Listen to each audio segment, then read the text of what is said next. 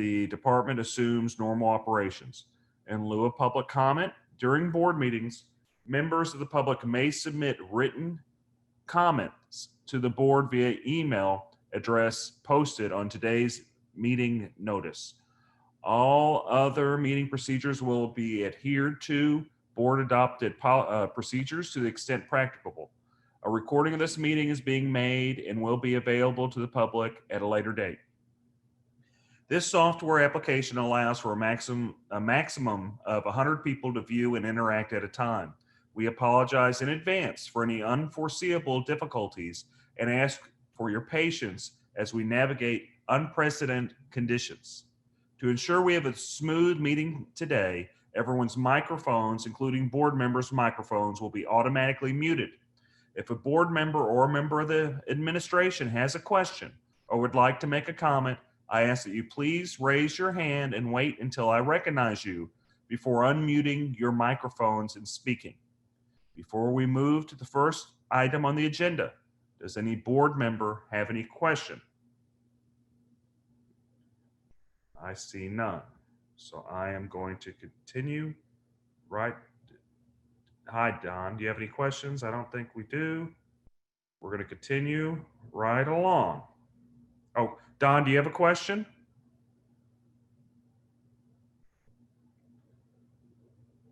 Don, do you have a question? Yeah, can you hear me now? Yes, sir, I can. How are you? Fine. Right now, the Harris County webpage site is not showing the border that allows you to get to the agenda. Okay. It was earlier today.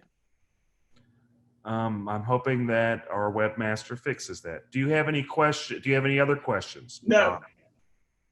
Okay. Seeing no more questions, I'm going to proceed. The first item on the agenda is the invocation by Trustee Cantu. Please proceed, Trustee Cantu. Thank you. Lord, as we approach the weekend that marks the beginning of summer, let your blessing warm our hearts to work for peace and justice in our society. Lord, continue to work through those who have been protesting peacefully and loudly so that we all hear and listen and commit to build a world free of hatred and ignorance and replace it with love and understanding. Lord, work through those of us who have the great fortune and awesome responsibility of teaching and molding our youth. Grant that we teach them to be better than us, more understanding, colorblind to the things that are different. Rather, let them see that which binds us all, our humanity. Lord, continue to protect us from this pandemic. Bless those who have lost loved ones and strengthen our resolve to stay safe and healthy. Finally, Lord, guide this governing body as we strive to provide the best educational services to our community so we have a successful and productive society. Amen. Amen. Thank you, Trustee Cantu. I do not see Trustee Wolf here, as he is not. Trustee Duhan, would you be willing to lead us in the pledges again? I hate to put you on the spot, but you do a very good job at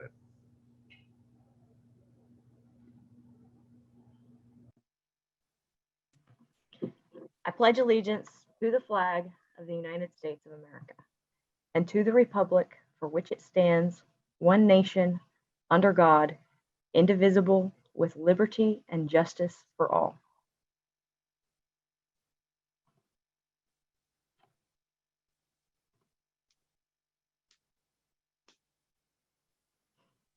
Sorry. Do you want to do the Texas pledge?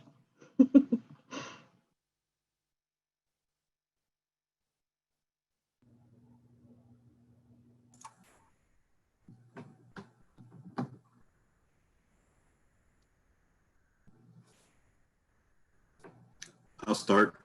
Oh, please, please, Trustee Cantu.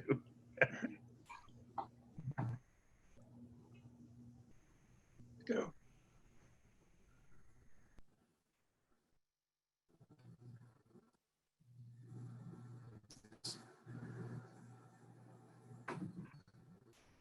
Honor the Texas flag. I pledge allegiance to thee, Texas, one state under God, one and indivisible. Thank you. Okay, let's go right along. Pardon me. Okay.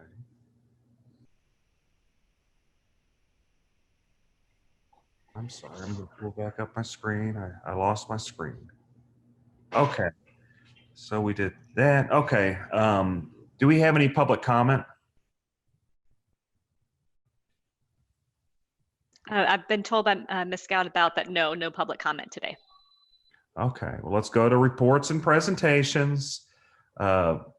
If we could get a report from our fantastic superintendent, James Colbert. Thank you, President Dick. I've got 4 things to update the board on this month. The first thing I'd like to update you on is the Head Start Because We Care initiative. We're actually finishing up our 3rd round of handing out meals along with protective equipment for our families, our Head Start families. And I just wanted to kind of give you a sum total of where we're at this point. For round 3, we have served 486 children/families.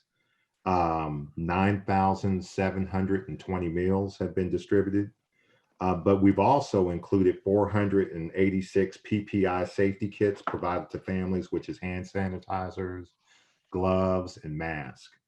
We were also able to get the 2020 census reminder and give that out to each family too. We have a grand total for our first 3 rounds of 1,669 families, and 27,600 meals were provided through the 3 rounds of this initiative. Our staff has dedicated over 75 hours in preparing and handing out these meals and PPE. I'd like to give a salute to Benita Peacock and her staff, who's done a fantastic job. We are always very appreciative of our Head Start staff and the work that they do with our little ones.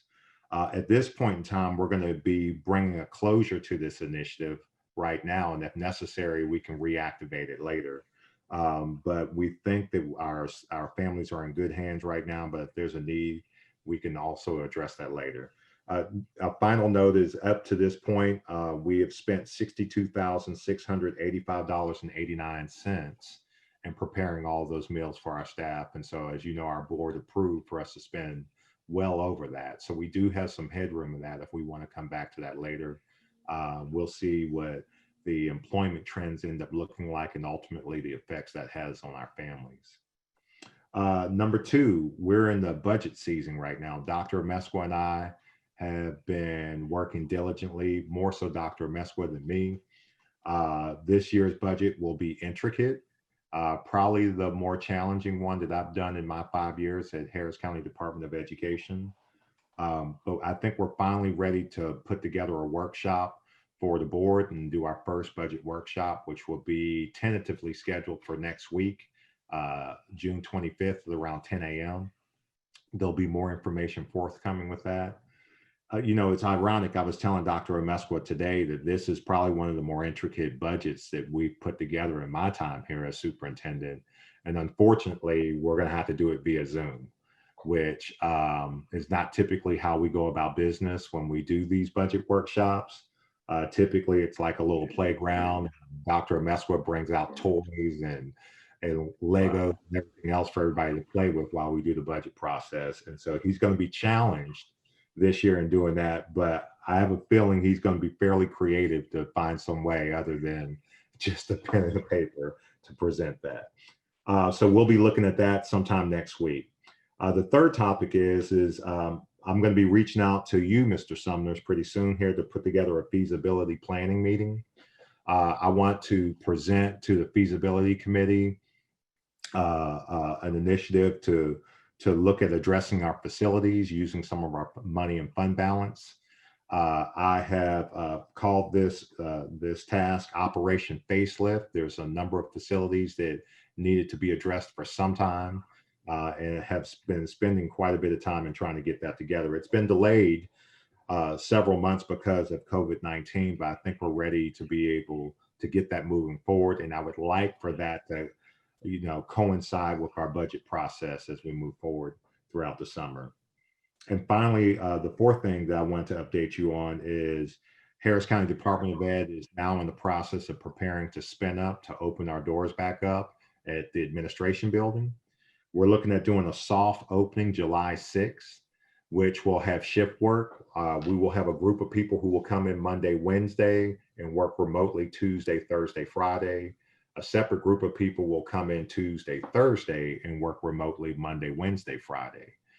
This would enable us to, honor some social distancing. It'll also give our staff enough time to ensure that the building is clean and sanitized prior to the next shift coming in, because we're going to alternate with floors of the building. I believe on Mondays, floor 1 and 3 will be in the building, and on Tuesdays, or is actually vice versa, but we're working all that out. We've been spending a lot of money ensuring that not only our staff, but our visitors can be safe when they visit any of our facilities. We have purchased thousands of masks, sanitation, signs. There will even be signs in the elevator where you're allowed to stand at, and there will be a limit to how many people can stand in the elevator. I am being very much a stickler on us demonstrating some discipline to ensure that we can maintain the safety of our staff as we move forward. And certainly we'll watch and see what the trends continue to look like. It's not looking good in the state of Texas right now. As far as I know, we're probably one of the last organizations to open up, or one of the later ones. There's a lot of school districts that are opening their doors prior to July 6th. I will be asking our leadership team to report to the building the week prior to that to ensure that it's prepped up and ready to go. That's a short work week for us because it's the week of the 4th of July. But we will be back in the building that Monday through Wednesday to be ready to go and ensure that it's open and ready for the staff. That's all I have, President Dick. Thank you. Thank you so much, James. And I kind of want to follow up a little bit with you on that. Do any other board members have questions for James regarding his reports? I'm just looking. Okay. Because we care, y'all have done a great job with that. I might sound like a broken record, but you really, really have. Maybe we should look and see. You did mention, and you gave some accolades to some staff members. That I think we need to, honor those. I think a lot of people went above and beyond. And I believe they also weren't being paid. Were people paid? I think a lot of it was done. Some of them was it done volunteer, or was it paid staff? As you know, Mr. Dick, we've been able to ensure that our staff has been able to maintain salary and benefits throughout this pandemic. And so all the staff that helped put this stuff together are currently active staff with us, so they're being paid. Excellent. Well, I'm glad to hear that. Okay, so in the Feasibility Committee, do we have more than, is it just Don in the Feasibility Committee, or is there more trustees on that committee? Mr. Sumners, do you remember who all is on the Feasibility Committee? I believe there's 2 other trustees. Yeah, there is. I'm not, don't hold me to it though, as to who the other 2 are, since it's been so long since we met. Yeah, I'll look into that, but just as with any subcommittee, other board members are welcome. We just need to recognize, and Ms. Langlois can help us with this, that when we exceed 4 or more board members, then we go into having essentially an active board meeting. I would invite board members to attend that meeting, because there's some pretty heavy stuff that we want to talk about and present to you with that. And it will ultimately get folded into the budget conversations too. If we could, I'd like a report of who's all on that committee, and it might be time to revise and review who's on that committee. And I'd just like to know who's all on that committee. Yes, sir. It might be some board members that aren't here anymore. Yeah. I'll have that for you by the end of the week. I'll have Melissa send you out something that will update you on that. But I think you've been doing an excellent job, James. I might mess with you and push you, but I think you've been doing a very good job. I think your team has been doing a very good job, especially in all this craziness. Y'all have been going above and beyond. Thank you. Thank you, sir. Don, do you have a report from the board feasibilities and that subcommittee? No, Thank we you. haven't met. Other reports from board members concerning attendance or participation in a board or HCD related conference, event, activity, or committee. Accolades for an HCDE staff member or other deserving person. Oh, Danny, yes, please.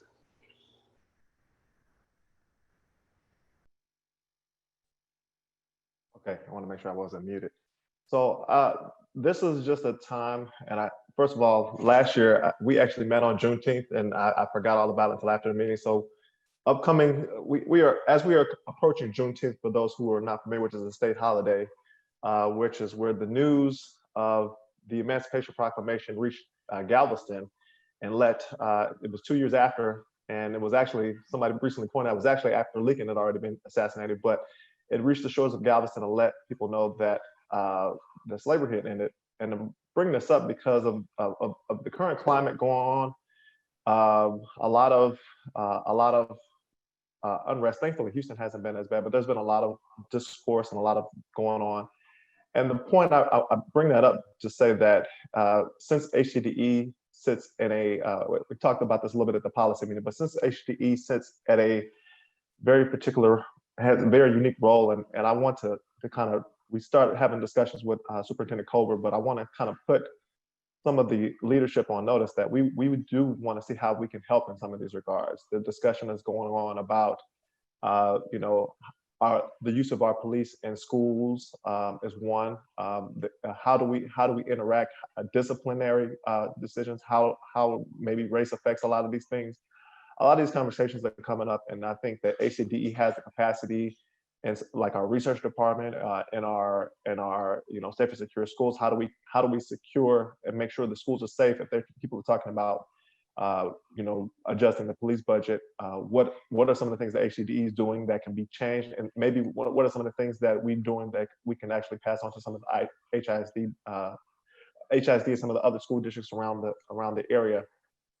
We discussed in the policy meeting too about potentially having a discussion, inviting some of the school districts around the area on the topic. But the bigger point being that HCDE actually sits in a role where, since we do work with a lot of the different school districts and we work with a lot of the a lot of educators around the area, I think it's a good time to start having a discussion of how do we help and what we can figure out to help both HCDE students and faculty and staff on some of these issues, but also what helps the school districts around the area. And possibly, if we learn anything that works well, maybe based on some of the data or research that we may get, it may be something we could pass along to the state legislature, because I'm sure they're going to get a lot of pressure this upcoming session on some of these issues as well. So maybe we can be on the front end of some of these things. So being proactive and thinking further ahead, I think this is something that we should definitely.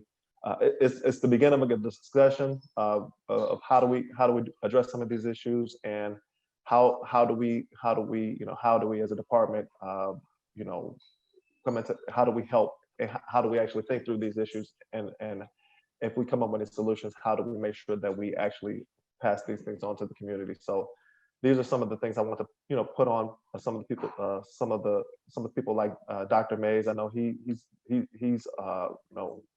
responsible for the different schools. So are we doing things well at the different schools? We may have a discussion with people like him or Ms. Bro at research, Mr. Andrews in safe and secure schools. So just there's no specific requirements. I just want to make sure that we started the discussion here, and we want to further go on the discussion on how do we actually address what's going on and what's being requested of the community, and us as board members making sure that it's reflected both in our policies and our budget making decisions, to help make sure that we're leading the charge on some of these issues and doing what we can to help both HCDE, our Hcde faculty, our Hcde staff and administration, as well as the area, the schools in the area to help make sure that we address and are on front of this issue.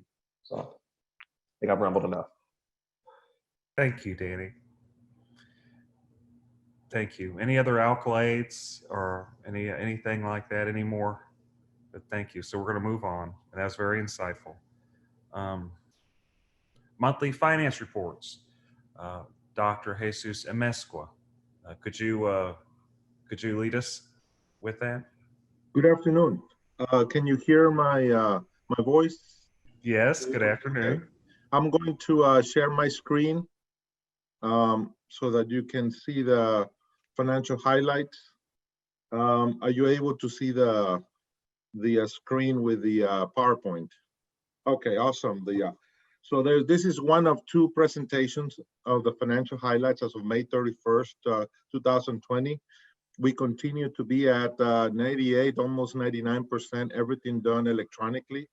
As you know that you received your financial information just a tad on Saturday because we were trying to finalize everything for the board, but everything is being posted.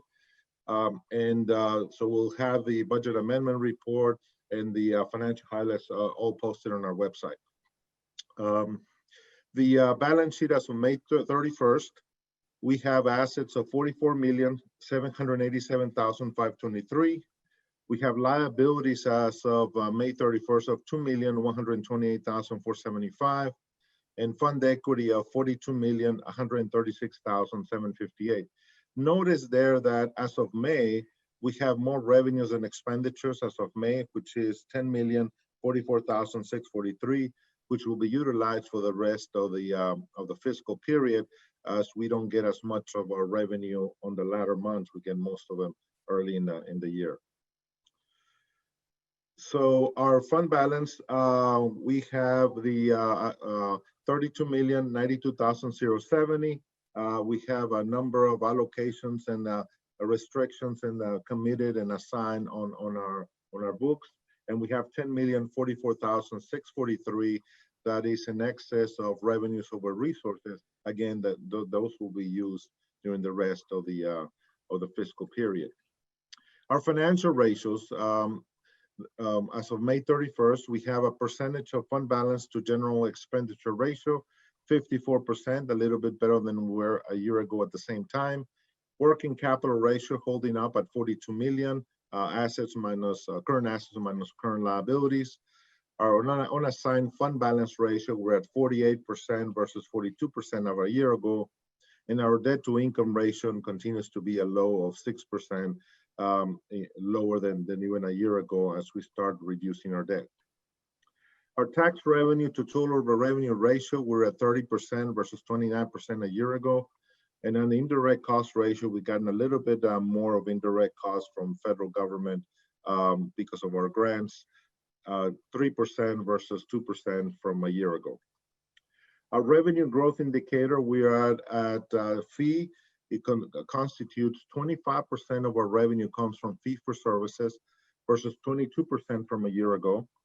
And then our fee for service revenue as of May, we're at 11% versus 6% from a year ago at the same time. Our budget amendment activity for April and May, we did not have any. We have some in June. And so we'll go over those in a few minutes on the budget amendment report. In terms of our revenue to actual ratio, we are at 86% our budget to actual. So it means we have received or billed 86% of our general fund revenues. Overall, we're at 73%. Note that our grants lag a little bit because we have to spend the money first and they get reimbursed the second month. So that's at 51% at this point in time.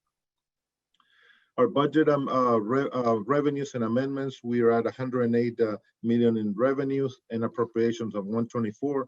And the difference or the delta is primarily because of the PFC project that is ongoing, that once that is finished, those two will be more closely to each other. Expenditures, we are at 63%. That's a good number. Typically, at this point in time, if you were to look at a flat rate, it would be at 75%. So we're about 12% to the good so far. And so we're looking at good as of May 31st. Overall, we're at 68% budget to actual for the year as of May 31st, 2020. Donations report, we have May, $595. Some of those are also attaching to in your packet. The comparison analysis of project values, and I'd like to spend a little time on this one. We're at 481 billion in terms of property values that we're projecting for the year. We're actually certified only 479 billion, of which we have projected at the beginning of the year, once we had the certifications from the appraisal district, we're at 483 billion. So this is one of the first times that number is actually lower than what we started. Typically, it's usually higher. This is one of the rare events that our value for that number is lower than at the beginning of the year. So we're going to see a little bit of a dip in our tax revenue coming in for the current year. And so we're looking at possibly about $105,000 less in tax revenue because of that value shift that I just mentioned. Our collections for the year, we're holding strong at 96.1%. We typically receive between 98 and 99%. Right now, we're at 96.1, total of 23,344,737. We've also had some refunds for taxes for 71,514. So total received in terms of also including penalty and interest is 23,413,886. We've paid the appraisal district 175,193, and also the tax office 473,328 for the appraisal and the collection of our taxes. So we are at 96.1, I'm sorry. A year ago, we were at 97.5 at the same time. So it's about a 1.4 difference from a year ago in terms of tax collections at this time. Our disbursement for the year and everything is, the information is posted and also on your website, on the website. All funds, we have 325 checks. 1,796,086, 316 transactions, 6 transfers for a total of 3,594,195. I'd like to make mention of the accounts payable staff because they have changed and reimagined the way we process our payments. Everything is electronic. And so every Friday we just go in, print checks and mail them out. But everything, all the transactions in the matching has continue to be electronically, and that's a shift that we started several months ago. Our segment information in terms of our key divisions, we have a education certification at a minus 398,380. Again, some revenues still come projected to come. Records management, 152,288. Again, those are going to be billed later on in the year. And then school-based therapy services at 312,996. And then schools at 498,663. Again, we billed everything for our schools. And so that number will continue to increase because there is a little bit of an amount that needs to pay from the tax base for the special schools. Now, our choice partner, we projected 2,395,000 in terms of transfers into the general fund. As of May 31st, we're at 2,522,968. We're a benefit ratio of 60%. So that's basically 60% to the good or excess, if you will. If you were in the private sector, this would be your net income, if you will. And so this one is doing really well, and we will hopefully continue to see that to go up in the next couple of months. Our budget amendment report, we have amendments of 375,000. are grants of $6,639,238. So the first one is an increase in revenue for our Hcde Plus services. We continue to receive contracts for Stafford Municipal School District, and there's an agenda item later on to address that contract. So we're getting additional revenue from school districts for $125,000. And then also we're going to transfer out $250,000 to the Head Start for our Baytown parking lot that we need to add a parking lot for. And there's also an agenda item to amend the lease for Baytown. In terms of our grants, our federal government has started last year to allocate, because we were going through competition at the federal level. So they only allocated or appropriated rather 6 months, every 6 months of the grant. This is the other 6 months that will get us between now and December. So we received a total of $5,343,305 for Fund 289, which is our Head Start operations. And then we also are going to receive $1,045,933 for the disaster recovery grant for the new year. And so some of that also includes COVID-19 expenditures moving forward. So more grants that are coming in our way, and also additional indirect costs that is coming into general fund. On our AB West, we are down to the last few days in terms of completing this project.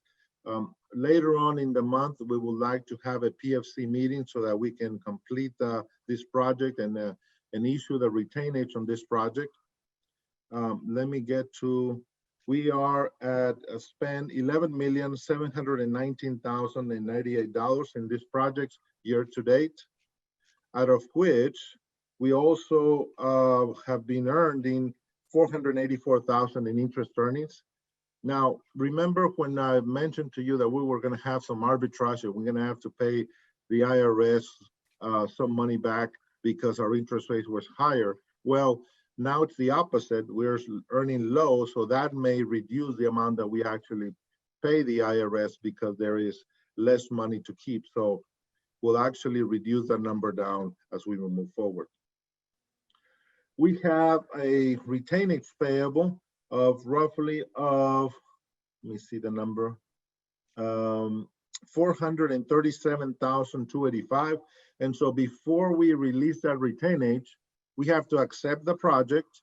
We have to have a meeting and approve the project and accept it, and then we can release the final payment to the contractor. And that's $437,285. We still have at the end, so that came in under budget, and so we have $760,728 left over in this project in our cash account at this time. In the next three slides is just every single payment that we made. Everything is posted and posted on our website as well. So we have the amount of $760,728 pretty much left over at this point in time, and we're also going to have still some pending payments to some contractors. So once we complete that, we will have that completed and transferred over. So we'll have a meeting hopefully at the end of this month. We'll also need to extend it to August because we have some equipment that we ordered, and that equipment is going to be getting here probably in the month of July or August. And so we need to make sure we amend the lease in order for us to continue with the payments. Our educational foundation update as of May 31st. So far, we have the amount of $89,135 in current assets, and we have made payments of $71,855 from the educational foundation. Last year, we received the payment from the endowment into the foundation, and this year we're making the payment into Hcde. So that's why you see the amount of the outlay for the foundation, but that comes in to the Hcde general fund. And so here's basically the activity that we have: $71,855, all the transfers and and very minimal activity that we have so far in this particular transaction. Any questions that you may have in any of the items, any of the slides that we have for the first report? Do any board members have any questions, concerns? I'm looking for hands. Yes, I've got one. Trustee Cantu. Dr. Mesqua, you mentioned early on in the financial report that the contract services, the percentage had gone from 22% to 25%. Is that due to the tax revenue going down, so that number percentage goes up? When you say contracted services, are you talking in the revenue side? Yes. Okay. Basically, the revenue side has gone down a little bit because of the values that have gone down. For last year, we projected 483 billion, and we're right now at 479. So about 106,000 is probably going to go down in terms of tax coming into the department because of that delta. Now the values for next year have already gone up. It's just that there were a lot more challenges, people that challenged their values. So therefore, this was an unusual year. Typically, that number is usually higher at the end than at the beginning. And you know, I can't really explain why a lot of people just you know, they went to the appraisal district and there were some challenging of the values, and so that ended up a little bit less. Right. I was more interested in why the contracted services revenue percentage went from 22% to 25%. Okay, let me go back to the. Do we have more contracts or? Yes, let's go. Okay, here we go.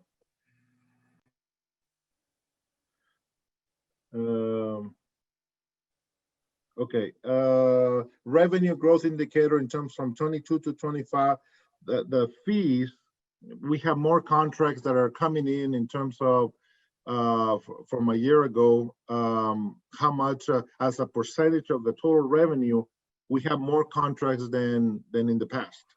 Okay. So our revenue has gone up in terms of, you know, contracts with school districts, you know, so that percentage is good, that is going up. It will be a challenge if it would have gone down the other way. That means that we're losing contracts. And in this case, we're gaining a little bit more contracts. Yes, you're right. Okay, just checking. Thank you. Any other questions regarding the budget? I do have a question, Dr. Mesqua. You did say something about were we $1 million under budget? That slide, I remember seeing a slide where we were maybe $1 million. Were we under budget $1 million? Is that right? Am I just completely off? It was the slide where you showed the percentages, and it looked like that our expenditures were $1 million over what we collected, or am I just confused? Hold on. I think you're talking about in terms of tax revenue. I think it's this one. That's exactly what I'm talking about. Yes. Yes. So, can you see the screen? I cannot. No, I see you though. Okay, let me share the screen again. Go back. Okay, is this the one? It is, yes. So the balance over or under? So we're under. We're under 940,575. We're still yet to collect. When you say under, are we spending more than we're bringing in, or is it? No. This is just revenue that we projected in terms of our tax revenue. Okay, good. But we have $10 million that we've received more than we actually spent, and that's on the very first slide that I went over, and that's this one right here. Excellent. I want to make sure there's not a structural deficit, and I know you do an excellent job. It's just that's a little bit of my paranoia, but it looks like we're keep up good work. Our team's doing a very good job. So it looks like our books are all in ship shape. Yes. Looks like to me. So Right. please continue. I see Sure. no other questions. Please Okay. continue. The next presentation is our investment report.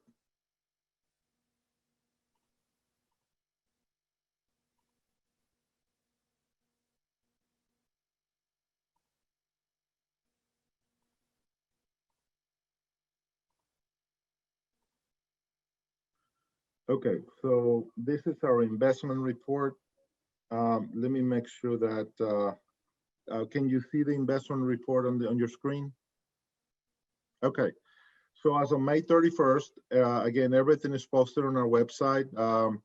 We have a portfolio that totals 43,805,962, out of which 1,855,310 is our Public Facilities Corporation.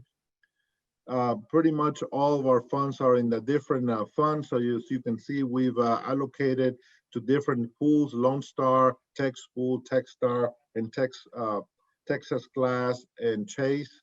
And so we don't have everything in one area. Everything is diversified in terms of the different pools.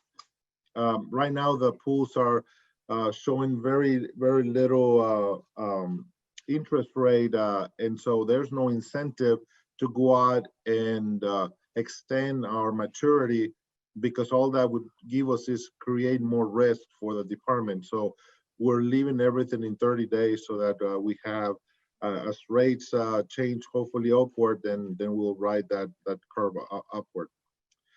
We have the PFC is all in the tax pool.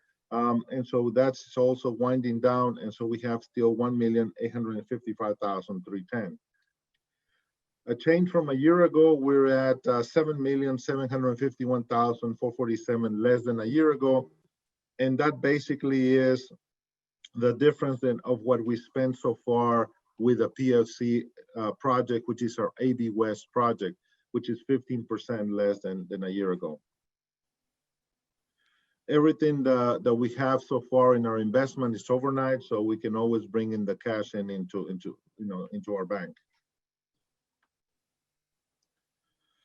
Our portfolio comparison to market, it's 100%. We have earned 351,214 in our general fund, and the PFC has earned 60,144. We are, the benchmark is 0.15 basis points. We're at an average of 0.527. And so there is a little bit better than what the market is doing, but the rates are low. Here's a good chart that basically tells you all the interest rates and how they have changed over the last few months. Before March, we're almost at 1%, in 1.5. In the last 2 months, we've gone down to 0.44 and now to 0.28, 0.30. And so that continues to go down. And that's really the Fed coming in to make sure that rates do not go up. And so there's been monetary policy that comes in, but it also affects our ability to invest and get more interest earnings. These are the rates that we're getting on our investment pool. And as you can see, we're in 0.28, 0.31, 0.24, where we've been 1.5 to 2% in the past. That's our investment report for the month of May. Any questions that you may have regarding our investment report? Does any board member have any questions? I'm looking for a raise of hands. Yes, Trustee Duhan. Dr. Amezcua, can you just talk a little bit about the impact of the lower rates? Do you foresee it having any impact, or have we kind of sheltered for that completely? Yes, right now we've earned as much that we had budgeted for the year. Where it's going to impact is going to be next year, because for the most part this year we've already outperformed what we have projected early in the year for the first 8 or 9 months. However, going forward for next year, we're going to have to project a lower interest earnings. So, for example, let's say next year we're going to earn about $350,000. well, there's no way that we can earn 350 next year. We're probably going to earn maybe 100,000. So we're going to have about a drop of revenue of almost $250,000 in just interest earnings. So that means what that impact of that means is I have to figure out where else can we get revenue for that, or reduction in some type of adjustment in the budget. So, but right now for this year, we're in good shape because we've already earned as much as we can in terms of our interest revenues. But going forward and for next year, and we've already taken that into account. We knew that coming along, and so we had to project it. And so now on the other side, is it going to stay like this forever? It's probably not. The Fed has entertained the notions that they're probably going to stay like this for maybe another 90 days. However, at some point in time, they're going to have to let the market dictate the interest rate and not, continue to have restrictions on monetary policy. So that is going to probably come back up to maybe 1%, which gives us even double our interest earnings for next year. You're welcome. Any other questions from any trustees? I'm looking for a raise of hands. I see none. Thank you, Dr. Amesqua. Is there anything more, or does that conclude your reports? It's always insightful. You do a very good job. Okay, so we're going to move right along. We're going to go to the consensus agenda. Is there any reservations? Anybody want to pull anything from the consensus agenda? I'm looking for a raise of hands. I'm scrolling through. I don't see anybody raising their hand. So I'm assuming we don't want to pull anything. Do I have a motion? I'm looking for a motion. Do I have a second? Second. Second by, okay. Motion made by Danny Norris, second by Trustee Cantu. Is there any discussion on this motion? Okay, I see no hands, so I'm assuming no discussion. Let's put it for a vote.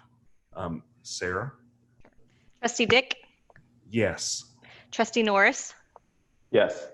Trustee Cantu, Yes. Trustee Duhan, Yes. and Trustee Sumners. Yes. Motion passes 5-0. Excellent. Okay. So that's the consensus is passed. Scroll down. We'll get to the non-consensus agenda. Consider approval of Hcde Early Head Start Child Care Partnerships contracts with the following vendors. Do I have a motion? So moved. A motion made by Trustee Norris, seconded by Trustee Duhan. Do we have any discussion? I'm looking for hands. I see no hands, so I assume there's no discussion. Let's move forward with a vote. President Dick, Yes. Vice President Norris, Yes. Trustee Cantu, Yes. Trustee Duhan, Yes. Trustee Sumners. Yes. Motion passes 5-0. Let's go to 7B. Did I hear anything or see anything? No. I thought I heard something. Sorry. Let's continue to 7B. Consider approval of the Fourth Amendment to the lease agreement with KQC Investors LLC for Baytown Head Start. Do I have a motion? So moved. Second. Motion made by Trustee Norris, seconded by Trustee Cantu. Is there any discussion? Yes. Yes. Trustee Sumners, please, I'm recognizing you. Why are we needing to amend the lease? Are we paying for the entire amount of the new parking lot? Ask that Mr. Baylor or Dr. Amesqua might be able to expand on that. Yes, the Baytown project is in need for additional parking lot space. if you recall, during the project, the city of Baytown required additional a pond and some additional engineering to be done at the project, and so that took up some parking spaces, and so we need to amend it to add some additional parking lot because there's a safety issue with in and out of the project, and so we need to provide for additional parking spaces for the facility. So this is an amendment to do that, and I know Mr. Vela can provide a little bit additional information. My question was, are we paying for the entire amount? Over a 20-year period, we're gonna pay for the parking lot, and just in order to be able to add the project, we have to do amend the lease in order to do that. But basically, we will be paying that in the end. Okay, now I'm still confused. You've got a $250,000 expenditure. Is that Right. for parking lot, and is that the entire cost of the parking lot? No, there's additional cost because the lease is also adjusted by, I believe it's $1,500 per month. If we did not pay that, then the increase in the lease would be so much higher that our Head Start program will not be able to afford that cost. So you're saying that then in effect, the landlord is paying for part of the parking? Yes. Okay, well, that was my question. Yes. Okay. Do we have any more questions on this agenda item? Ms. Duhan has a Oh, question. Trustee Duhan. Did this go through an RFP for us? Initially, it had an RFP, went through procurement, and so we have an RFP number through the entire project. Okay, I The just wasn't seeing KQC it connected onto the agenda. Yeah, the KQC agreement, lease agreement went through an RFP process. So when you amend it, it's within the RFP process that we went through. I don't know that we included the RFP number on there, but I think we can provide you with the RFP number that we used for the project initially. So for the project initially, though, it was more than for the parking lot? Or was Yes, it just the yeah. parking lot? Oh, no, it was for everything, the entire project, including the construction of the Baytown Head Start Center. Okay. Let I me, just want to know that, is this a decent price for the parking lot? And how Yes, can we ensure that? Sure, and it's adjacent to the property, so it's almost like, well, you have to adjust the facility. You couldn't have it any other side. It's almost like almost a sole source in that sense. But we do have the RFP that we went through initially in terms of the procurement piece. Okay, thanks. let me ask you a question now. Hold on, Don. If you want to be recognized, I ask you nicely, raise your hand. I'm going to recognize you, Don. Thank you. How did you determine the 250,000 or the total cost if you didn't go through an RFP now for just the parking lot? Based on market value of the property next to it and the cost of constructing the parking lot, and Mr. Vela can provide a little bit more on that side.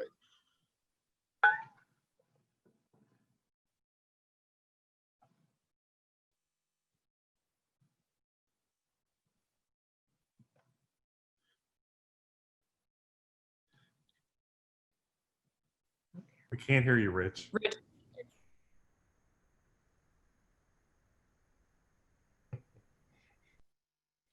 See you. No, I think he's muted.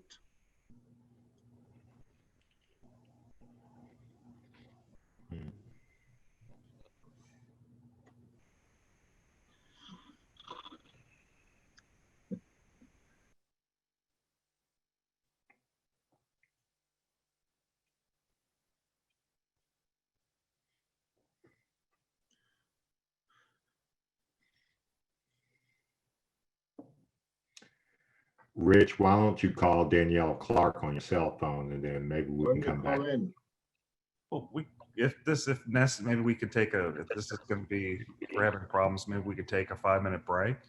So, Maybe. hold on, what was the question for Mr. Bella again? Maybe myself or Dr. Mesqua, someone else can help. Don, what was your question again? Well, the question was why we didn't go through an RFP for the parking lot, since it was not included in part of the original RFP. And I can. yeah, yeah, and I wait a believe, second. And how did you determine what the cost was going to be without getting a new estimate? So I can certainly tackle the first question, and that is because the RFP that was issued initially was for the entire project, for the building of the new acquiring the land, building of the building, and all associated parking. And what ended up occurring was that the parking that was initially constructed was not sufficient. It's just not enough parking. And my understanding is that's because the city imposed additional requirements later in the construction process. And so to add additional parking, that became necessary from a practical and safety standpoint for our Head Start kiddos. First of all, we are not legally required to issue another RFP for that because it was already included. Parking was already included in that first RFP. And so it was simply a matter of amending the contract that already existed. And that's what this fourth amendment is for, is to add that additional parking. Secondly, as Dr. Amesqua said, it really does qualify, even if it was subject to procurement, which it's not, as a sole source, because there's only a finite number of area around that building. And we don't want kids, for example, the parking lot being a half a mile down the street. We want it next door. With regards to the second question of how that dollar amount arose, I don't know if Ms. Peacock's on the call. I do know that there was significant negotiation on this dollar amount with KQC. It was not that KQC came and said, here's how much we want, and HCDE said, okay, sure. That additional research was done in terms of the market value, et cetera. And they did lower the price significantly than what just on memory, on what the original price that they came forward with. And I believe this is basically, a pass-through cost that I don't believe that they're going to be making any profit off of this. Jesus, correct me if I'm wrong. That's correct. The other thing is that initially the cost came in roughly above $500,000. And so we have been working back and forth with them and say there's no way that we would entertain looking at that kind of cost, and also negotiating the minimal increase in our rent for that particular lease. And so that is a negotiated down number. We also looked at appraised values of the property. We looked at how many parking spaces. We look at the cost of construction of that property. And we felt that based on values and based on what the market was bearing in terms of the construction cost of a parking lot, that would be appropriate to be able to amend and be able to adjust that for a 20-year period. Rich, are you able to speak now? I know that's kind of what we talked about, but I don't know if I interpret everything that we've talked about correctly.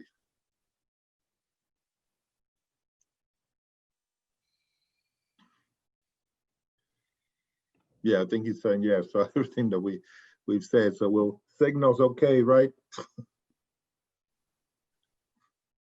Mr. Dick, I think Mr. Sumner's had another question. Yes, Mr. Summers. Do you have another question, please?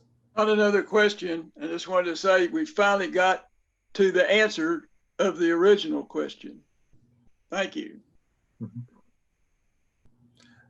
Any other board members have any questions?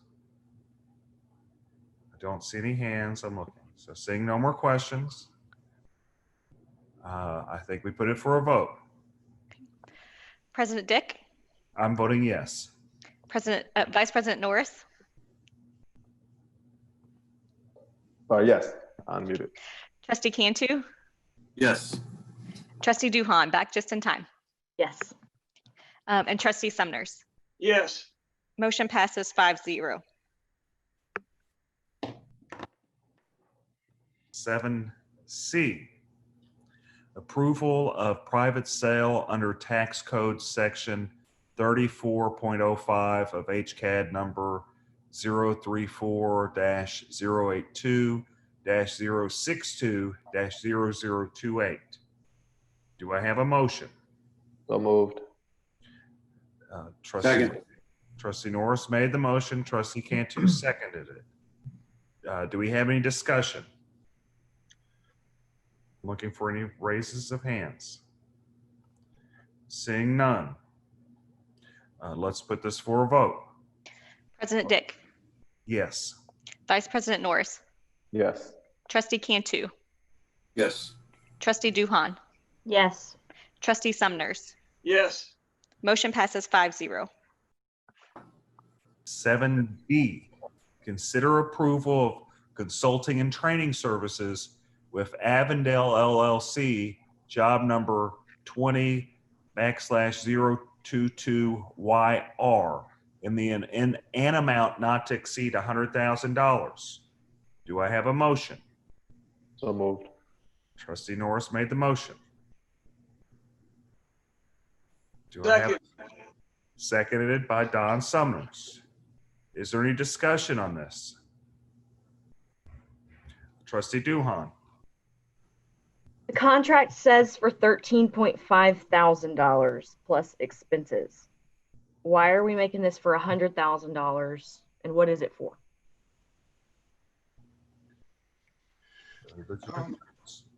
Yes, there's two pieces to the contract. That first one is the training piece. There's also a $49,700 one below that. If you look down below, that's for consulting for integration and of our Microsoft Cloud consulting.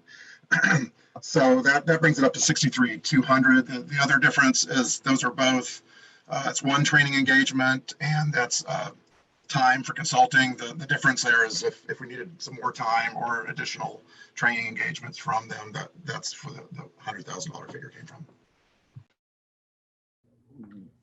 Can you talk to me a little bit more about what we're receiving out of this?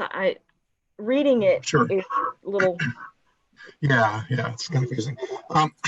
Mainly, it's we've just brought all of our forms online into Adobe Forms, Adobe Sign, and that gets things online, but it doesn't integrate. A lot of that data from the forms, people have to just take that and then retype it into e-finance system or other systems we have. So this integrates the various systems that cross systems and departments.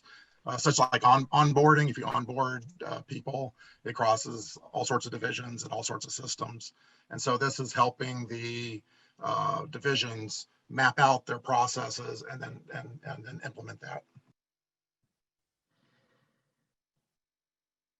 Trustee Sumners. Okay, so if I understand this, you've just built in a contingency into this request. Yes.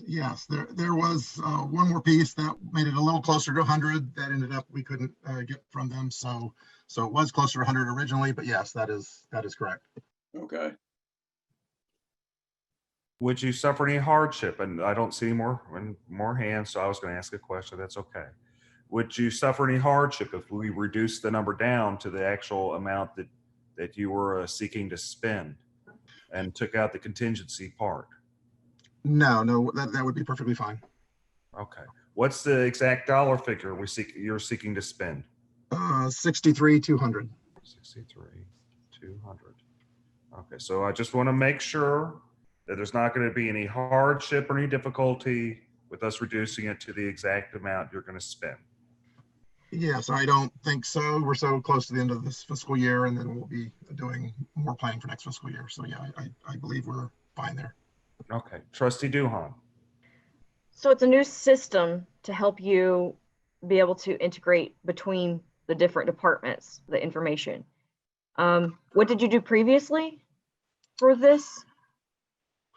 Originally most of these were paper forms that would go to the divisions, and they would hand enter things into various systems. So it this is going from more of a manual process to an online integrated process, and then also giving the divisions tools so they can design their processes collaboratively with IT and other divisions. Okay. Thank you. Any more discussion? I see none. So I would suggest a friendly, oh, yes, Trustee Duhan, I'm sorry. Don was waving Oh, I didn't see you, Don. fast, but Well, I'm almost out in a That's okay. cloud myself. I'd like to make a motion, a friendly motion to amend the original motion to just cover the existing cost of the 67,000, whatever. Is it 67 or 63,200, Lowell? 63-2 is Okay. the number. Oh, okay. And Mr. Norris, Trustee Norris, do you agree with that amendment? Yes. Okay. So therefore, it's a friendly amendment, so just one vote, sorry, is needed. Okay, so no more discussion, correct? Let me see, no more discussion. So let's put it up for vote to approve the 63,200. President Dick, Yes. Vice President Norris, Yes. Trustee Cantu, Yes. Trustee Duhan, yes. Trustee Sumners. Yes. Motion passes 5-0. And President Dick, if I may, there is a correction to the next item to 7E. The math doesn't add up there. So it's consider approval to increase the allowable maximum contract amount under CH local. Original $600,000, requesting a new total of 1.2 million. The increase should be 600,000, not 350.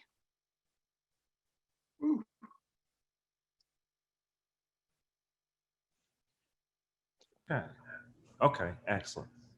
Thank you. Thank you for pointing that out, Sarah. Okay, so let's move on to 7E. Consider approval to increase the allowable maximum contract amount under CH Local fiscal year 2020. Do I have a motion? So moved. Trustee Norris made the motion. Do I have a second? Seconded. Second by Trustee Duhan. Let's have some discussion. Who wants to start us off with discussion? Trustee Duhan. It's listed as a portion. Some of it will be paid for with federal funds. What does that mean? What's some? Go, Dr. Amezcua. Yes, as we have received some money and award from Head Start and also Adult Ed, so those grants will be eligible for us to buy additional laptops and computer equipment that can be charged to a grant. So some of these purchases may be eligible for federal funding. So if they are, then they will be charged to a federal grant. The majority of them will be a federally grant funded, except we don't have an exact number yet. So once we do, then we'll charge it to the federal grant, whichever applicable it is.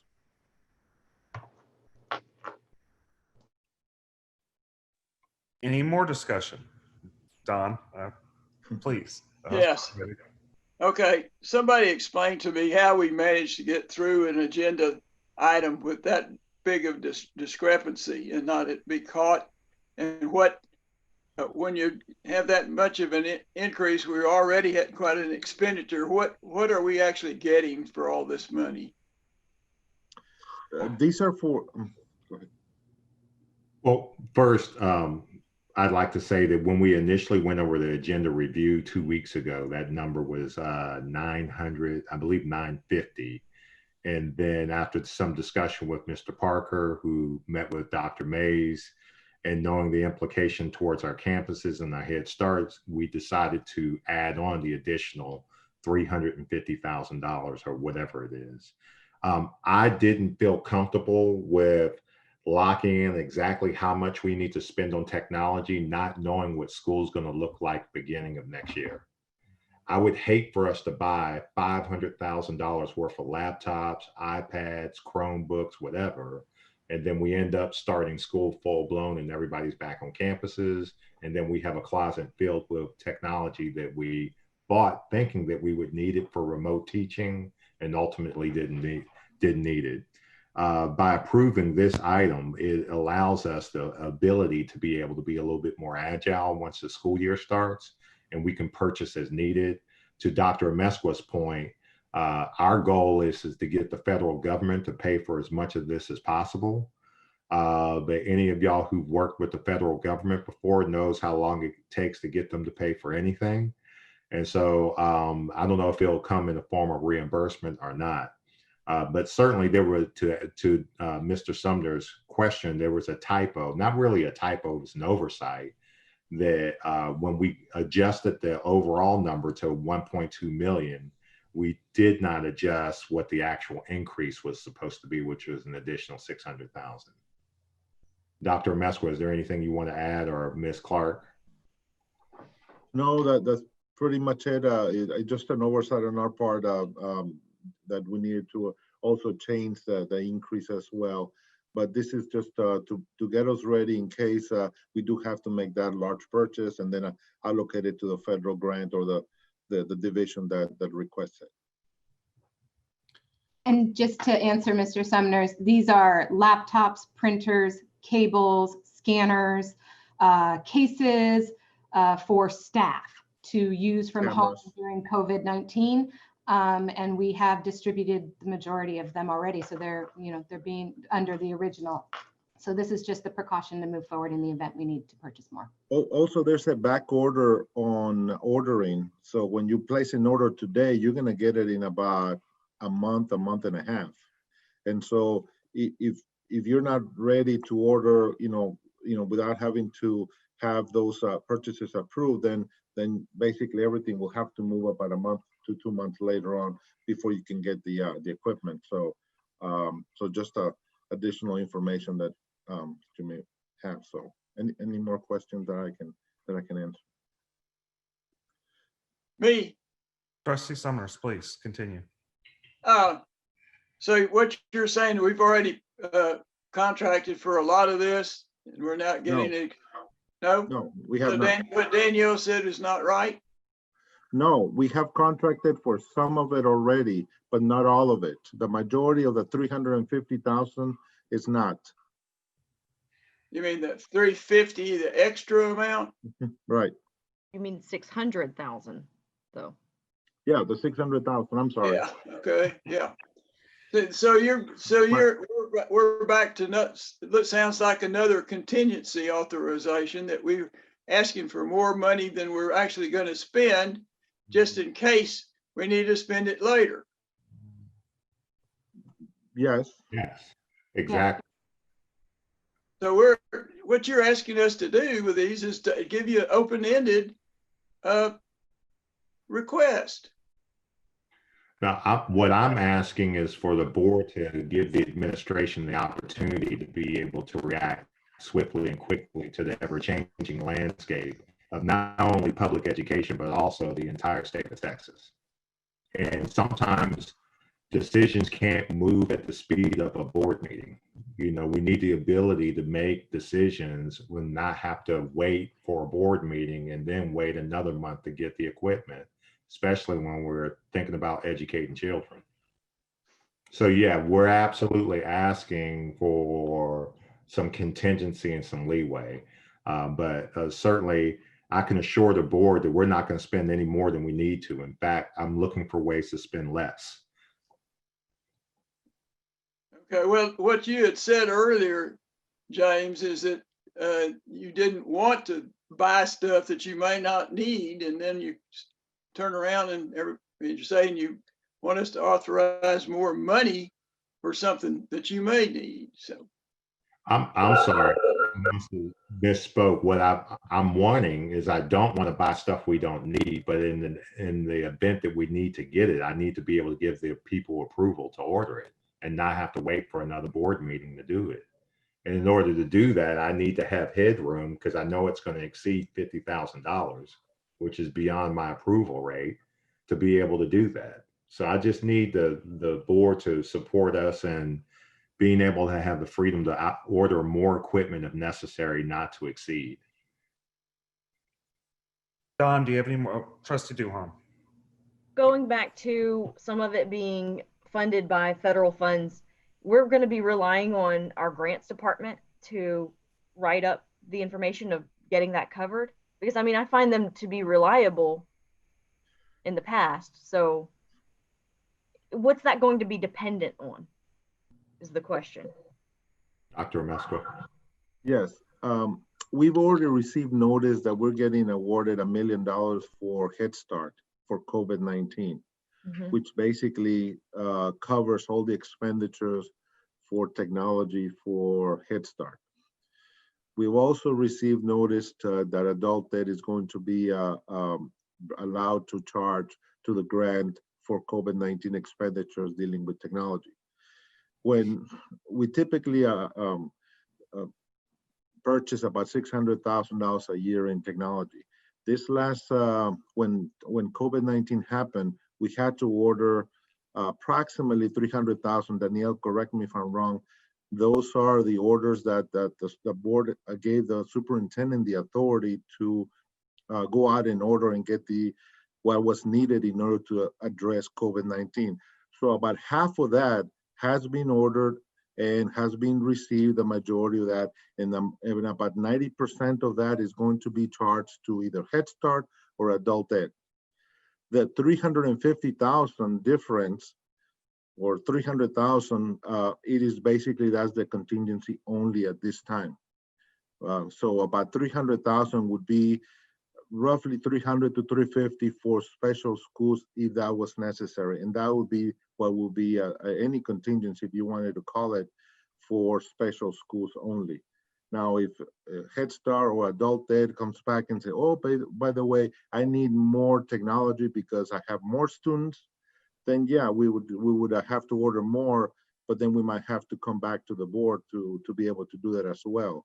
But they will be charged to the federal grant, whether if it's Adult Ed or Head Start. Those are the two largest grants that we have. Don, you have more questions? Yeah, do I understand that all of this is going to be, all of this equipment is going to our staff? That's what somebody said. Mr. Not all of it, about half of that, about 300 to 350 would be for students, and the other one will be for staff. Of the new 600,000, is that what you're Yes, sir. saying? Okay, Yes, so yeah, because there was a comment earlier that it was all going to our staff. No, So- the 350,000 is contingency if we need to order for our students. And that's a what if that happens, say in late July or early August, well, you really don't have a month and a half leadway to be able to order and have it ready right away.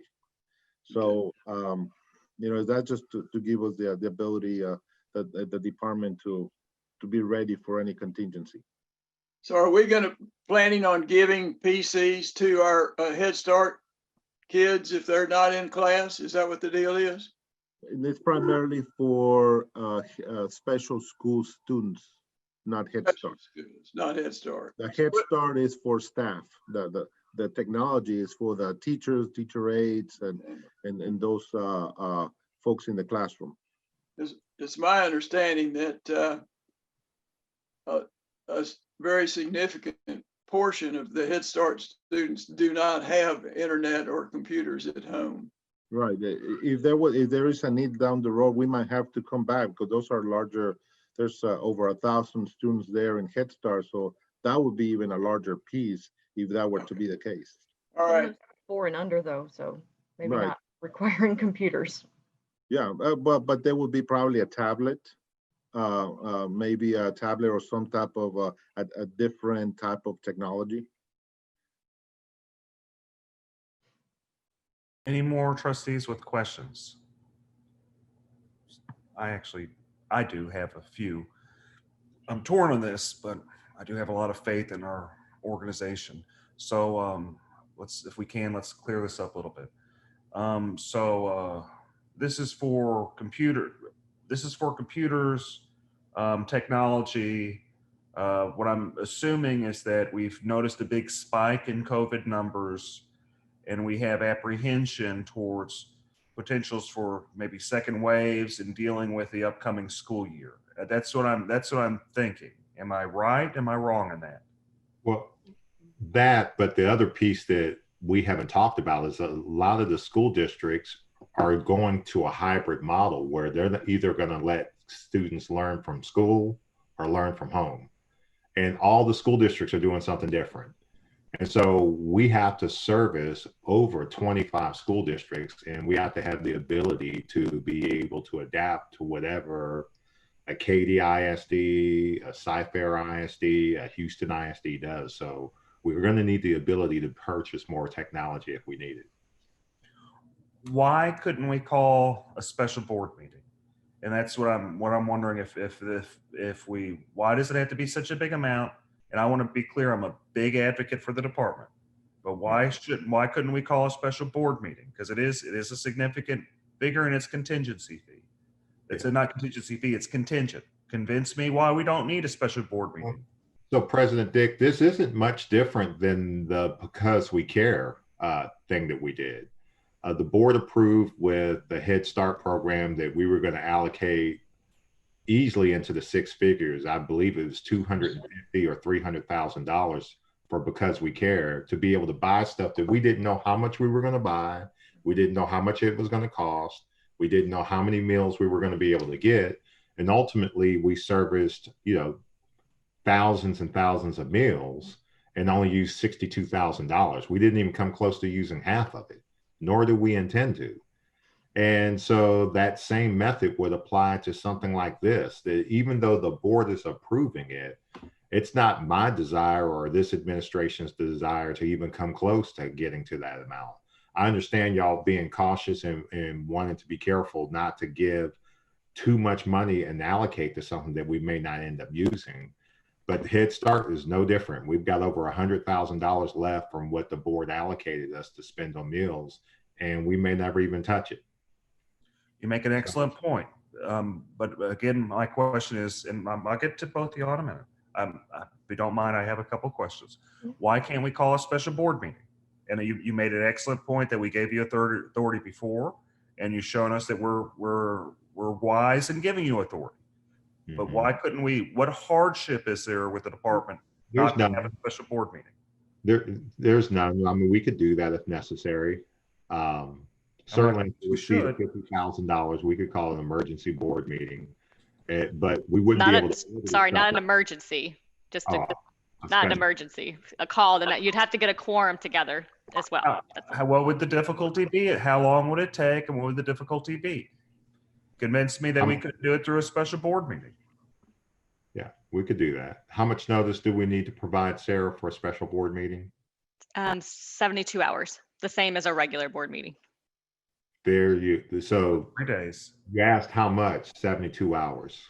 Okay, then could that time frame cause a hardship with the department?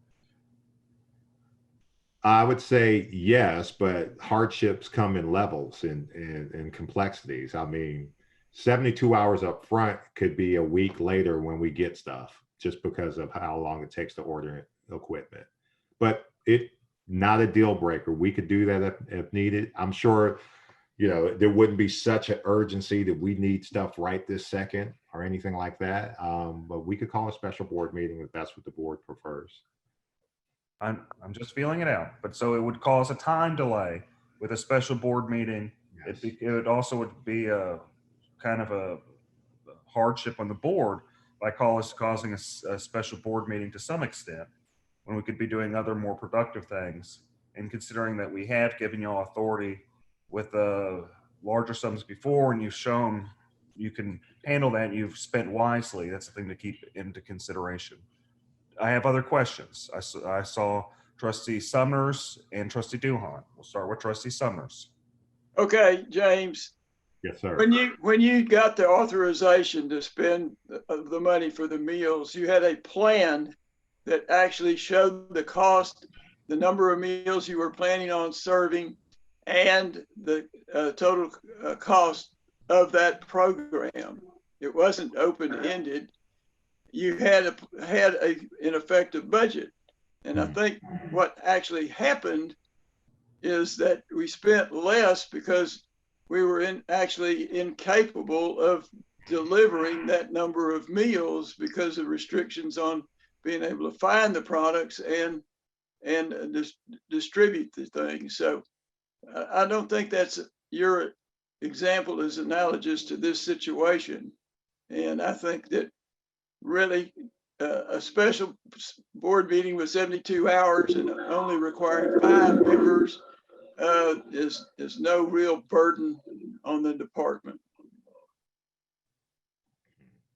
The only thing I would say to that, I don't know that I would use the word incapable. I think we have shown that we were more than capable of being able to provide service and meals to the families and students. The need wasn't as great as we thought it was going to be. So that's fortunate on our part. I know. I think y'all did an excellent job with Because We Care. Sure. So let's continue to move on. Trustee Duhon. I was just wanting to say that I don't think it's appropriate to equivocate packets of food to technology with a timeline like that. Obviously, packets of food are going to be more important to get to them in a timely manner. And I do think that being able to call a special board meeting would be all right. We could do that. Okay. So another question, does it have to be this much? Can you concede some? And is that a path? Maybe we can concede some of this. What are we, and we know that we need to get computers. Maybe we could concede some. When I say concede some, lower the amount. And then if we need more, call a special board meeting on that. Is that an option? I would just call a special board meeting in order with exactly what we need. I mean, I would rather not guess and then have to come back to the board and ask for more money. I would just rather come to the board to ask for whatever money we need for whatever order we were going to do. Sure. So I would prefer to do that and just call it a special board meeting. So I'm on the fence on this, but I'd prefer not to call a special board meeting. And I do have faith in the department. So, but it is a considerable sum. So Trustee Norris. So if we do not, if we reduce if we go to the original, if we don't approve the 1.2 million, we'd be approving the original amount, which is 600,000. I'm making sure I'm clear on that. Is that what we're talking about? Is that what the friendly would be? The action item is to add to what's already been allocated. Okay.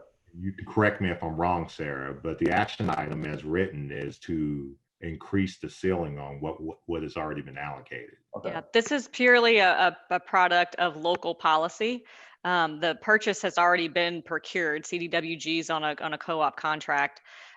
It's just a pure matter of the expenditure level under CH local that the board previously approved prior to the start of the fiscal year. You guys will recall vendors who we know we're going to spend more than $50,000 with. You'll approve all at once. Up to a not to exceed amount. And this agenda item is resulting because the department anticipates it will exceed that prior approved expenditure amount by an amount of estimated to be $600,000.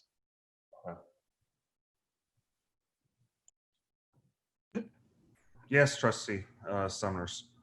Okay, so how much did we approve originally? 600,000. Okay, how much have we spent so far? I don't know.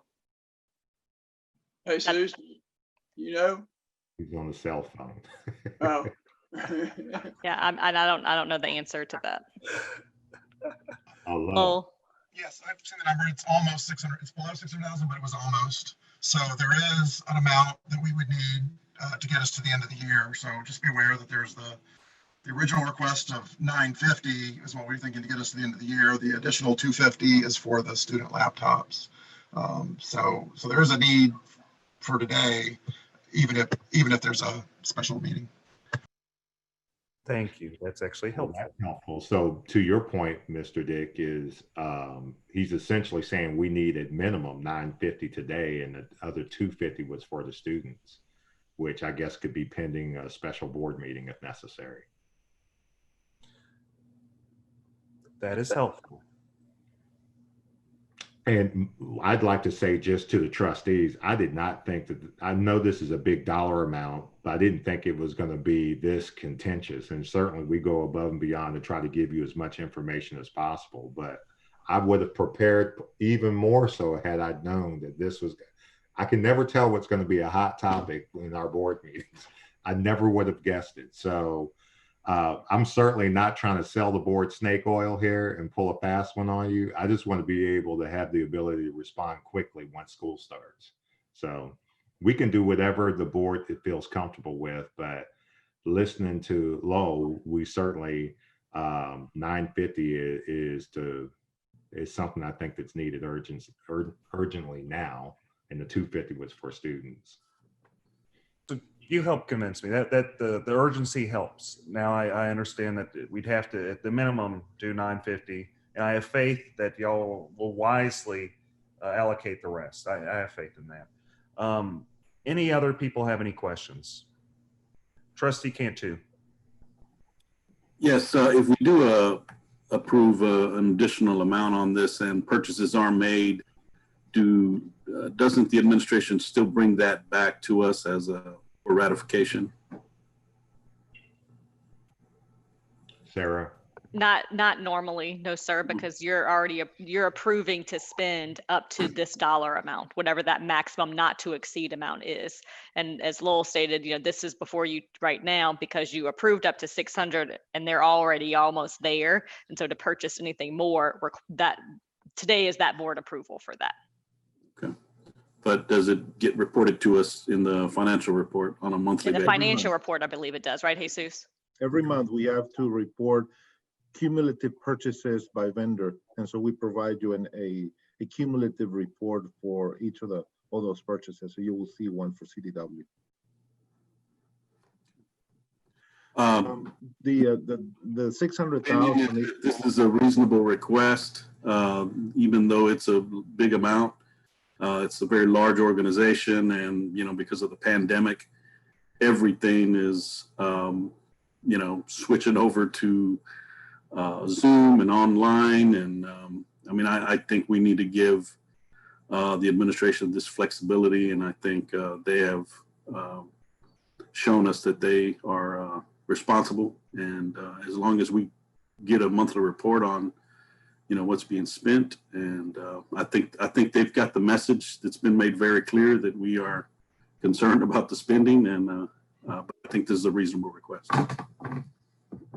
I agree. I think we just I don't think this is contentious. I don't think this is a contentious item. I think we're just curious. That's all it was, is it has us curious. I think we have a lot of faith in the department that the department will do the right thing, as you have continued to show us. Is there any other questions? Well, and I just am appreciative of the lively discussion, and I appreciate y'all's level of accountability in assisting all of us in staying out of jail. Thank you.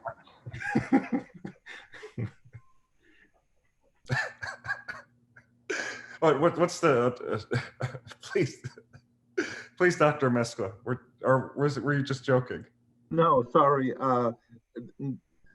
600,000 was the CH local originally. The board approved the superintendent to make purchases during COVID-19. So we purchased for adult ed and for Head Start approximately, correct me if I'm wrong, Ms. Clark, 300,000. So that puts us at $900,000 so far. So the 350 is what we're only talking about for the students. So we've already purchased that already, and so we're going to, because we have authority to do that. We were trying to combine the authority with CH Local so that we have a cumulative report to the board.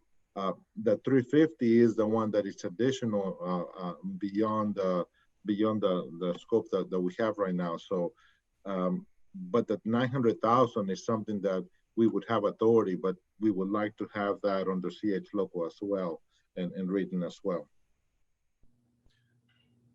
I don't think there's any more need for further discussion, but if anyone wants to discuss, we can. Trustee Sumner? Okay, so your request for an increase is not really the 600,000, it's just 350. because you've already been authorized for the 900,000. Okay, so we're just talking about what would be spent on students if we needed to spend it on students. Okay, so we finally got to the facts of the situation here. And I'm going to say that, in my opinion, we should go ahead and authorize, in effect, the 350.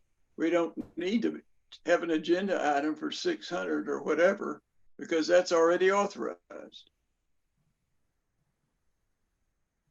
In other words, the only thing that needs to be authorized is the amount that's in excess of the 900,000. And I believe the agenda item does that. It just, I think it was just the number, then it was the numerical error. I think it does that. I think it. Okay, any more discussion? I see no more discussion. Let's put it for a vote. Hold on. Can we be clear on, okay, so where are we at? We're back to, can we be clear on, so it's as written, or I'm sorry, we changed the agenda item originally, and then we talked about it a bunch. So can we be clear on where we're at? Is there anything, can we just be crystal clear so we can make sure we. Sarah. Sure, I'm happy to. The motion on the floor is to approve the agenda item to increase the allowable maximum contract amount under CH Local 2020 for the new total of $1.2 million, which is an increase of $600,000.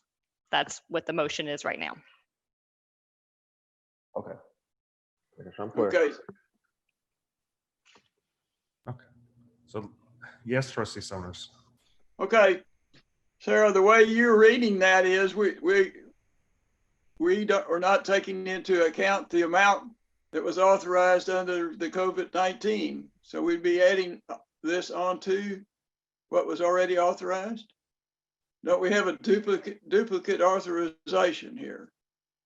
So this is to under a, it's, I see where your point of view, it appears to be a duplicate, but this is still the CH local requirement that the board approve the not to exceed amount.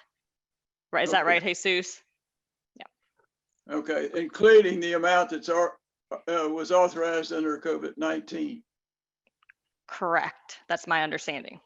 Okay, all right. Well, it seems to be somewhat irregular that we would have in effect a double authorization for something.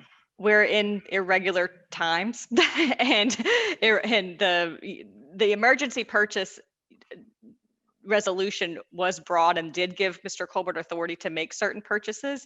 This again is a mechanism of our separate CH local policy of why this agenda item is necessary.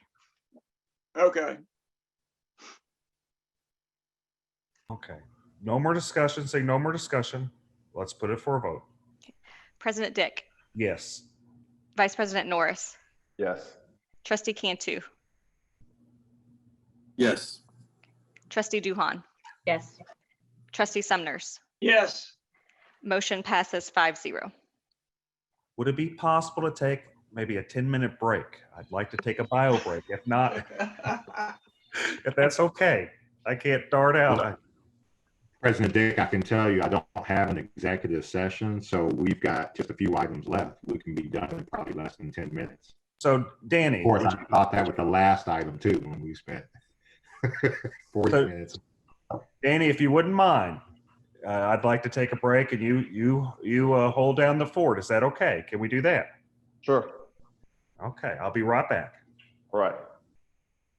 All right, so we will be moving to item F, which is consider approval to extend Hcde contract for delinquent tax collection on a month-to-month. Is there a motion? So moved. Second. Been moved by Trustee Duhan and seconded by Trustee Summers. Any discussion? Trustee Cantu. Yes, I was just wondering, is this I don't see the word renewal here, so I'm assuming this is a new contract? I'm sorry, it is a renewal month to month. the county has continued to renew this on a month-to-month basis, and we want to be having the same delinquent tax attorney as the county. And so since they have not renewed it for long term, we only want to keep up with what the county is doing so that we can have the same tax attorney. And so this will be on a month-to-month basis as well. Thank you. Any other questions? Okay, Trustee Duhan? So does that mean we're going to end up having to approve it on every board meeting? No, it's going to continue in recurring month to month. I mean, it's continuously goes on until if the county say goes back, say they do an RFP or they issue a long-term contract, then we would come back to the board then to do a long-term contract. Sure. We usually do this about every 6 years, but this time they have decided not to extend it just yet. So we're just waiting to see that, what are they going to do? Thanks. Any other questions? All right, seeing none, put it to a vote. Okay. Vice President Norris? Oh, Eric's back. Okay. Trustee Dick? Yes. Okay. I'm sorry. Was that Vice President Norris or Trustee Dick? Which one of you said yes? Y'all both yes. Okay, good. I said yes, but I think we're both yesing. Yeah. Okay, that's a twofer. Trustee Cantu? Yes. Trustee Duhan? Yes. Trustee Sumners? Yes. Motion passes 5-0. Good job. Excellent. Came in at the right moment. Okay, so we're at 7G. Is that correct? Yes, sir. Yes. Consider approval of amendment to the depository contract with Chase Bank to allow the use of letters of credit from the Federal Home Loan Bank, FHLP. Do I have a motion? So move. Trustee Cantu. So Do I moved. have a second with Trustee Norris? Do we have any discussion? Trustee Norris. Oh, No, I would just second it. I think Trustee Sumners has raised his hand though. Trustee Sumners. Okay. As I understand this is by using a letter of credit, we will be able to reduce the amount of the money that we have to keep on deposit with Chase. Yes. Okay. Now, does it really matter anything now since we can't earn any interest on our money anyway? Yeah, I mean, before we wanted to do this about 4 or 5 months ago when the rates were 1.5. Yeah. And we would be able to capture 1.5 basis points instead of 10 basis points. Right now, it's probably not going to matter a whole lot, but I think for the future, it will matter when the rates start going up. Okay. So this is sort of another contingency thing. Well, no. Which is fine. It's just planning for the future. Yes. I don't share your anticipation that interest rates are going to go up because the federal government's borrowed so much money they couldn't pay the interest on it if it went up. So the Fed will keep it down.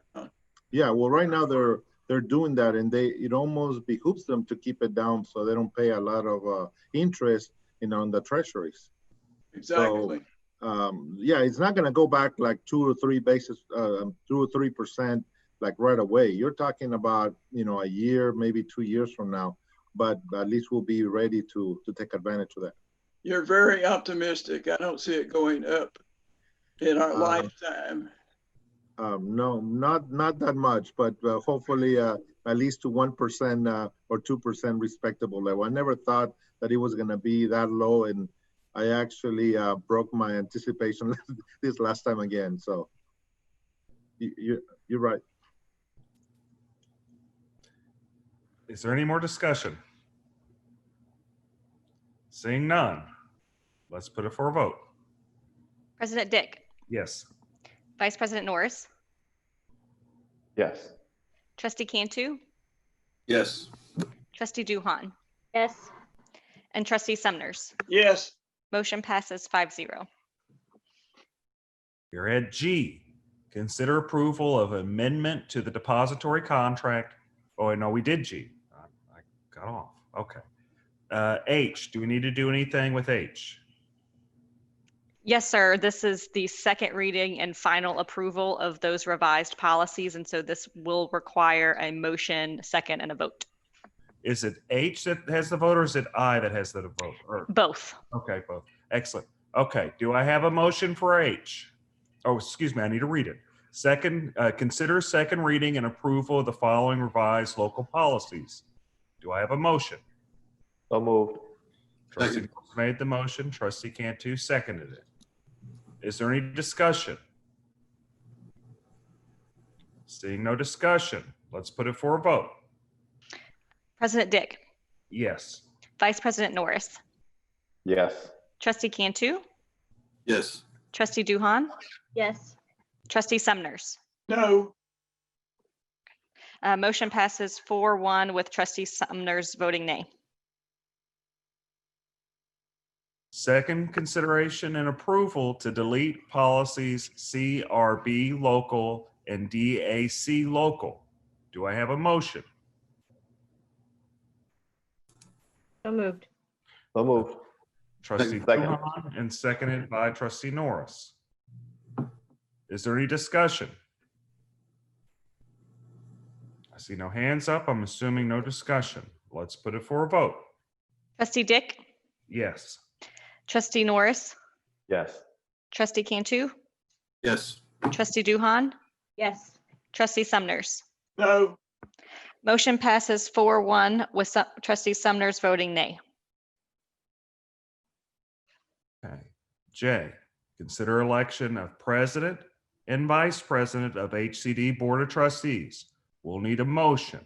I'm recognizing you, Trustee Cantu. I make a motion to nominate Eric Dick for president and Danny Norris for vice president. Seconded. Is there any Trustee Duhan seconded it. Is there any discussion? Seeing no discussion, let's put it up for a vote. President Dick, Yes. Vice President Norris, Yes. Trustee Cantu, Yes. Trustee Duhan, Yes. Trustee Sumners. no, Motion passes 4-1 with Trustee Sumners voting nay. We do not have an executive session, right? You're correct. Excellent. So then the last thing to do, we look for a motion to adjourn. Is that right? Okay, then I'm looking for do I have a motion? So moved. Is there a motion to adjourn? Is it seconded by, it's seconded by Trustee Cantu. Is there any discussion? Seeing no discussion, let's put it all for a vote. President Dick, Yes. Vice President Norris, Yes. Trustee Cantu, Yes. Trustee Duhan, Yes. Trustee Sumners. yes. Motion passes 5-0. Thank y'all all very much. Thank you. Always love meeting with y'all. And we're going to continue our good work and we'll get some stuff done. You have a wonderful week. Bye. And have a good 4th of July. Oh, sure. Y'all too. Happy Father's Day. Oh, That's it. happy Father's Day. Yeah, happy Father's Day. Likewise. Thank y'all.